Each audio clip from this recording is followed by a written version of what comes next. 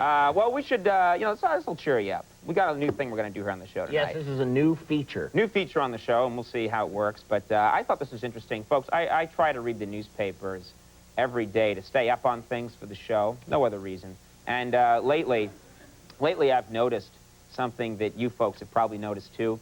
You'll read a story on the front page of the paper, and then buried way in the back, there'll be a different story that sheds a whole new light on the front page story. There's kind of like a, I don't know. They're hiding something. Yeah, exactly. And there's sort of like a, oh, I see, sort of a cause-effect thing. And, well, actually, when you connect the two, that's when the story makes sense. Right. All right. So anyway, I thought that tonight we'd go through some recent examples in a segment we're going to call Buried in the Back Pages. I think this is going to be fun.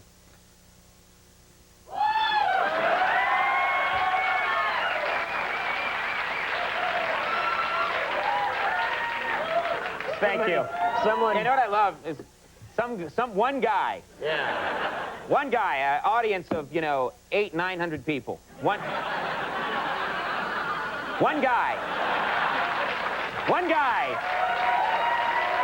decides, I'll help the poor bastard out. Woo! And guilt the rest into it. Now, this is going to be fun. All right. You get the idea. You find something on the back page, it makes the whole front page story make sense. And you'll see what we're talking about. Like this story was on the front page of the Washington Post. I read it. It says, camper claims to have photographic evidence of Bigfoot.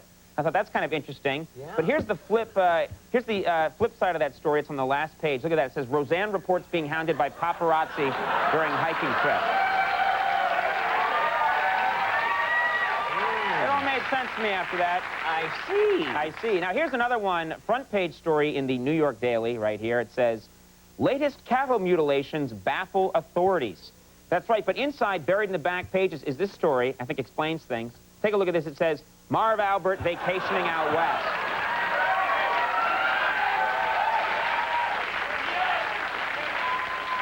Now, that's what he's doing now. Mm-hmm. It's not the UFOs.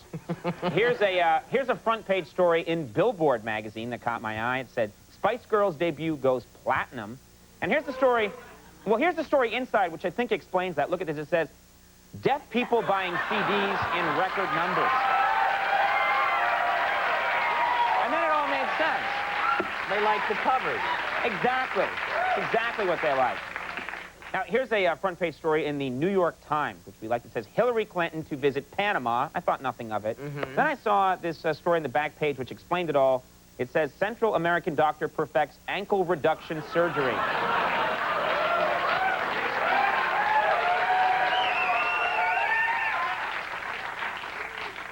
People don't like it. Write to the New York Times. It's not us. Yeah. It's not our problem. We're just reporting the facts. No. Here's a front page story from the Washington Post. It says, critics lambaste Reno for absenteeism. Aides admit she's almost never there. I was thinking, that's kind of an interesting story, but then the explanation I found in the sports page, look at this, it says, vicious new mystery wrestler terrorizes WWF. She's very talented. You know what I love about her? She's wearing the glasses outside the hood. That's right. That's the touch that I just most admire. This story here, it was front page news in the New York Times. Oil slick spotted off coast of California. And then I found a possible explanation for this inside. It was interesting. George Hamilton swims for charity. And it's possible. We're not saying. Legally, I cover my ass by saying possibly the reason. Could be. I can't be sued now. Right. All right. The Cleveland Tribune ran this story on page 1. I thought it was interesting. Bizarre side effects attributed to new baldness drug. That was kind of an interesting story. And, well, the story in the back pages seems, it's got to be related. Look at this. Burt Reynolds says, I can fly.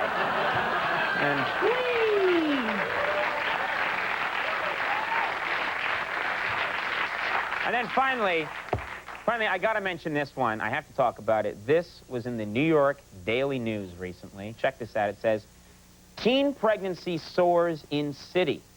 Now, this one was a no-brainer in the, because in the back pages, there was this story right here. Max Weinberg to open second youth center. And What's the deal, Max? Oh, well, you got to keep busy, you know. You got to keep busy. Apparently, Max has been spreading the funk around. All right, we're going to take a little break, and when we come back, very funny guy, Dennis Leary is going to be here.